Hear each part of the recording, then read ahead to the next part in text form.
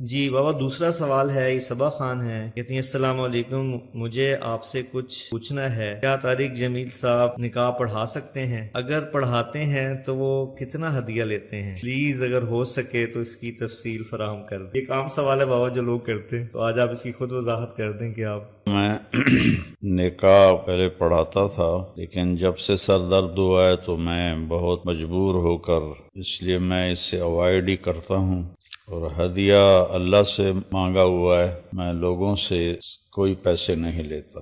اچھا بابا، یہ آگے احمد خان ہیں اور یہ کہہ رہے ہیں کہ میں اسلام آباد میں ٹیکسی ڈرائیور ہوں، میرے پاس کوئی جاب نہیں ہے، تو آپ تھوڑا سا اس بات پہ روشنی ڈالیں کہ جو لوگ اس طرح کے ہیں، ضرورت مند معاشرے کو، جو صاحب استعداد لوگ ہیں، ان کو ایسے لوگوں کا، ہمارے ایسے لوگوں کا خیال کرنا چاہیے، کیونکہ کہ آپ کے لیکچرز میں تو یہ آپ بہت زیادہ کہتے ہیں، لیکن میری خواہش ہے کہ آپ میرے سوال کے اوپر سوال کرنے پہ تھوڑا سا اس پہ روشنی ڈالیں۔ اللہ تعالیٰ نے قرآن پاک میں 82 مرتبہ مال خرچ کرنے کا حکم دیا ہے مالداروں کو، اور اس میں زکوٰۃ بھی ہے اور زکوٰۃ کے علاوہ صدقات بھی ہیں۔ 10 دفعہ تو آیا ہے اقیموا الصلاۃ وآتوا الزکاۃ، اقیموا الصلاۃ وآتوا الزکاۃ، نماز پڑھو اور زکوٰۃ دو، یعنی ان دونوں کو اللہ نے برابر کر کے ذکر کیا ہے۔ تو ہمارے معاشرے میں جتنا نماز کو اہمیت دی جاتی ہے اتنی زکوٰۃ کو نہیں دی جاتی۔ زکوٰۃ دینے والے بہت کم لوگ ہیں، اور اللہ کے نام پہ خرچ کرنے والے کم لوگ ہیں، اور اللہ کے نبی کا فرمان ہے واللہ لا یؤمن، واللہ لا یؤمن، واللہ لا یؤمن، اللہ کی قسم ایمان والا نہیں، اللہ کی قسم ایمان والا نہیں، اللہ کی قسم ایمان والا نہیں۔ وہ سارے صحابہ ہل کے رہ گئے، کس کو کہہ رہے ہیں ایمان والا نہیں؟ آپ نے فرمایا الذی یشبع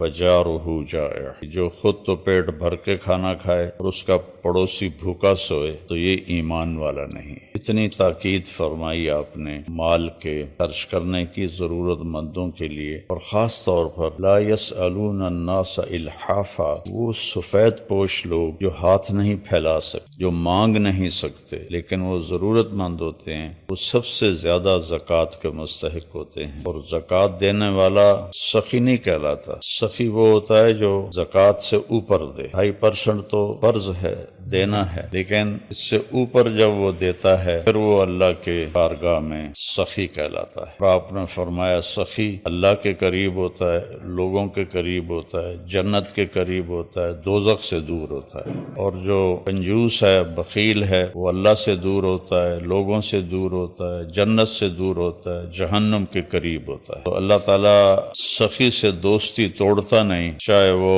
غافل ہی ہو، اور بخیل سے دوستی لگاتا نہیں، چاہے وہ ساری رات عبادت کرتا ہو۔ یہ تو اللہ کے نبی نے بہت تاکید فرمائی ہے اس کی۔